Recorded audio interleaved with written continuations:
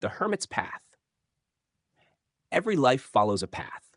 Most people move through their days without thinking much about the small habits that guide them, the words they speak, the choices they repeat, the routines that quietly shape who they become.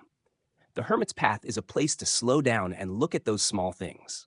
In this series, we explore simple ideas and practical steps that can help bring a little more awareness and intention into everyday life. Nothing complicated, just thoughtful ways to live a little more deliberately, one small step at a time, when solitude feels safer than being around people. There's something people have never quite understood about you. They've called it antisocial. They've called it distant. They've asked if you're okay.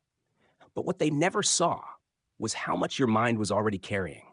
You don't move through the world lightly. You don't just experience things and let them pass. You take them in. You turn them over. You sit with them longer than most people ever would. A conversation doesn't end when it ends. It stays with you. A room isn't just noise. It's energy. It's tension. It's emotion layered on top of emotion. And by the end of the day, you're not just tired. You're full. Too full. That's why solitude feels different to you. It's not escape. It's where everything finally settles. It's where your mind can slow down and finish what it never had time to process. It's where you can hear yourself again without the weight of everyone else pressing in. And there's something else most people don't understand. You don't just spend time with people. You carry them, their moods, their stress, the things they never said out loud. Even when the moment is pleasant, something lingers. And when they leave, part of it stays behind.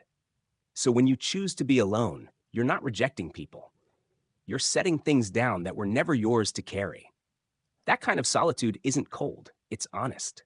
Because the truth is, it's not people that exhaust you, it's surface. It's conversations that never go anywhere real, moments that look like connection, but never quite become it. You can do it. You've always been able to do it. But it costs you, because what you're looking for was never just company. It was contact. Something real, something honest, something that meets you at the depth you already live in. And when that doesn't happen, solitude starts to feel like the better option. Not because you don't want connection, but because you refuse to fake it. And here's the part that matters most. You're not empty when you're alone. You're full. Your thoughts don't stop. They deepen.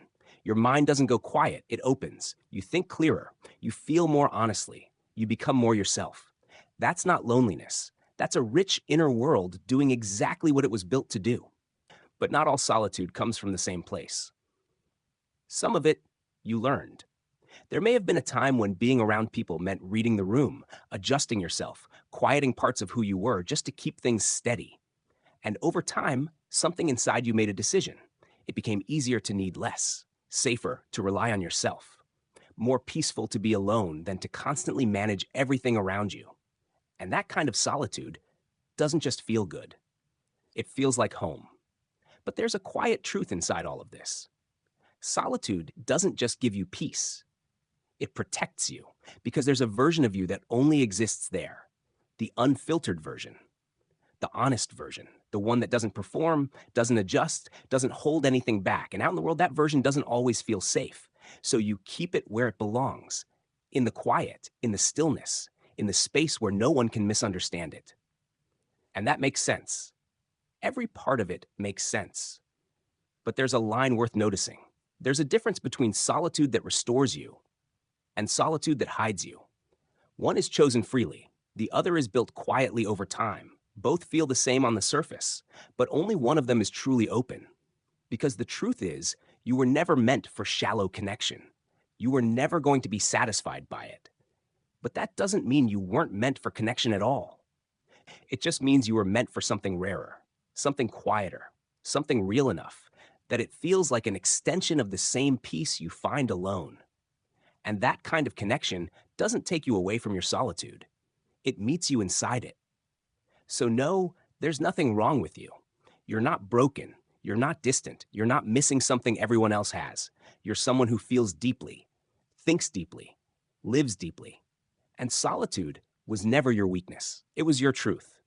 Just don't let it become the only place that truth is allowed to exist. Walking the hermit's path doesn't require dramatic change. Most of the time, it begins with something small. A new habit? A different way of thinking? Or a simple choice made with a little more awareness? If something in this episode resonated with you, consider giving the video a like and sharing it with someone who might also appreciate the idea. And if you'd like to continue exploring simple ways to live more intentionally, be sure to subscribe and join me again along the Hermit's Path.